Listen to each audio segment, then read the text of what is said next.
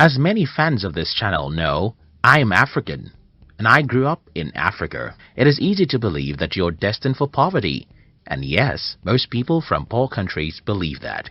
However, when I was around 17, I started questioning such assumptions, and the reason for my different opinions is because I often see rich people even in my country. But there are some other explanations for the reasons why some people are rich in poor countries. It may be that these people do ugly or illegal stuff.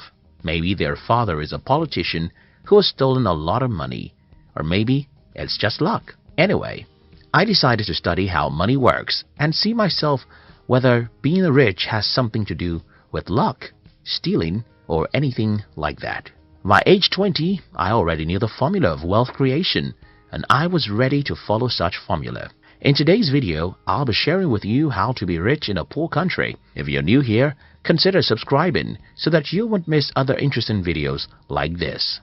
Riches has no home. In his book, The Science of Getting Rich, Wallace D. Wattles provoked us to think about something very important. He asked us to stop thinking about poverty as though it caused by certain geographical location, but because if poverty has something to do with a particular geographical location, then certain people in certain geographical locations will be poor, while everybody else will be rich. But that's not so.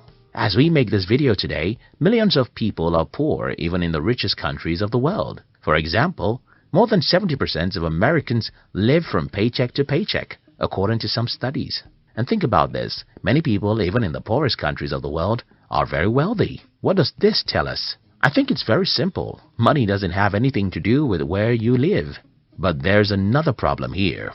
If money doesn't have anything to do with where you live, then why do we have more poor people in certain continents than others? Why do we have more poverty in Africa and Asia than in Europe or America? I think I have an answer, and that has to do with conditioning.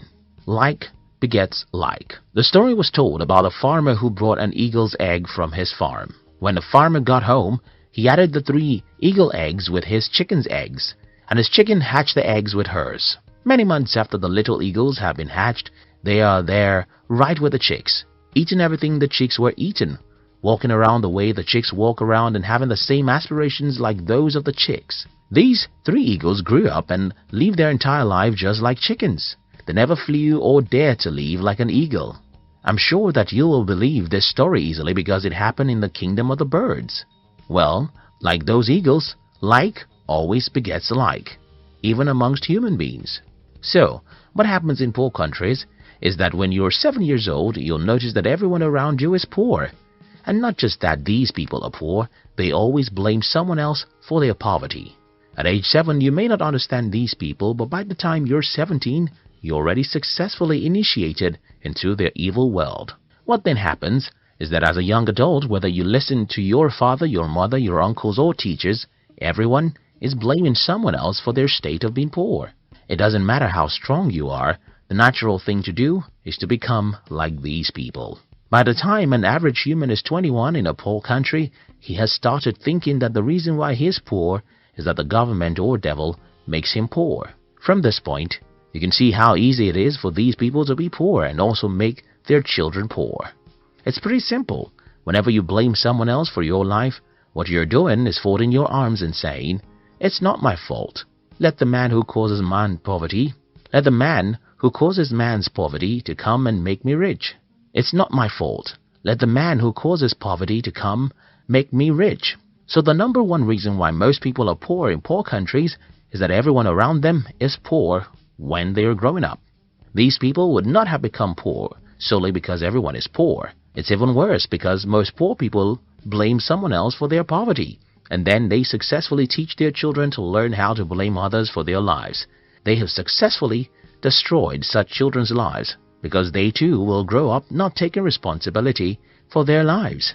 The other problem about growing up in a community where everyone is poor is because you will never have any worthwhile mentor. Because everyone is poor, their advice will just lead you to where they are, and that's not where you want to be. For instance, I had to stop taking advice from everyone in my family when I was about age 19. The reason I stopped taking advice from these people is that all their advice is very bad, and they think their advice is the best. For example, my family members advise me to get a university degree because if I don't have a degree, I cannot be successful in life. They advise me that it is good to work for a bank, while I think it's better to build a bank.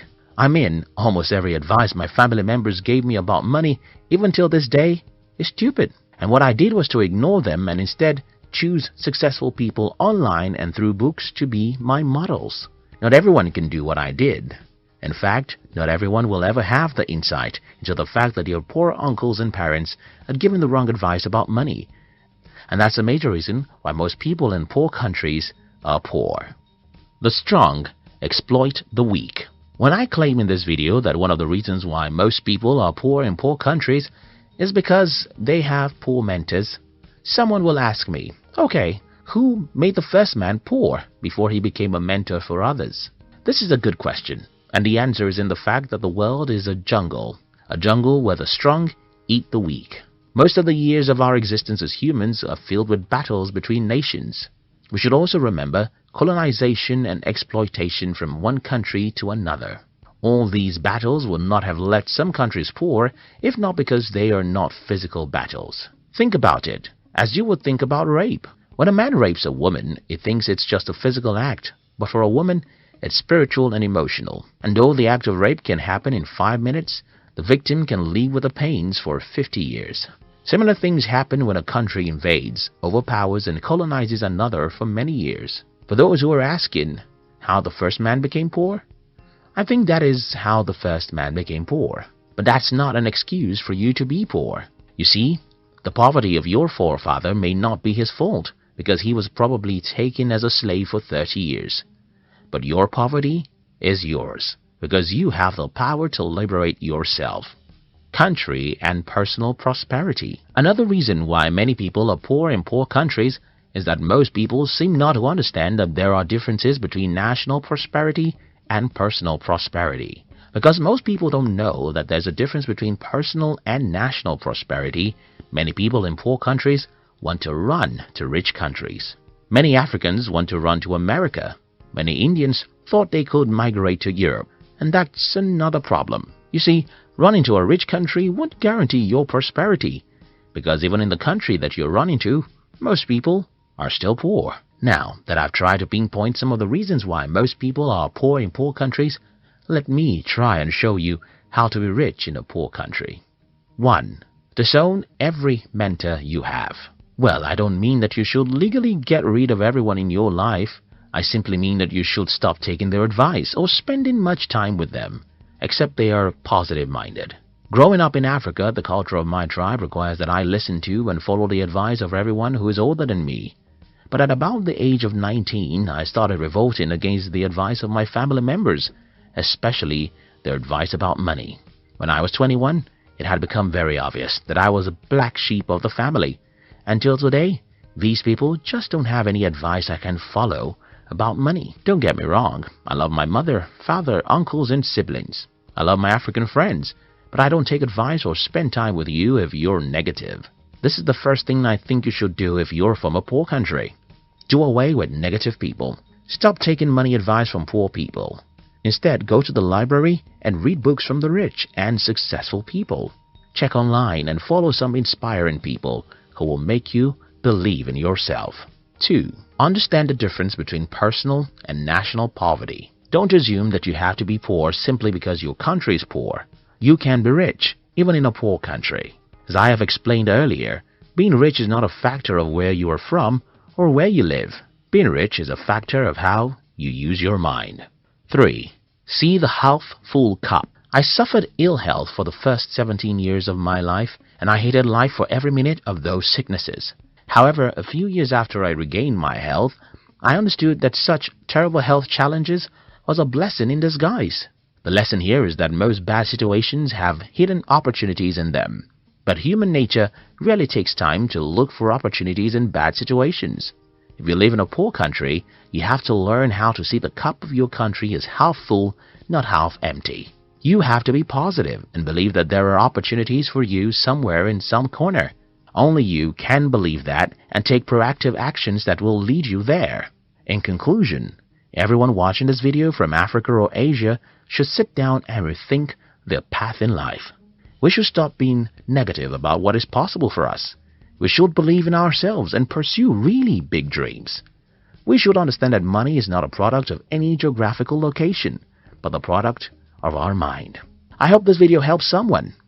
Thank you very much for watching our videos. I'd like to give you another interesting video for you to enjoy next.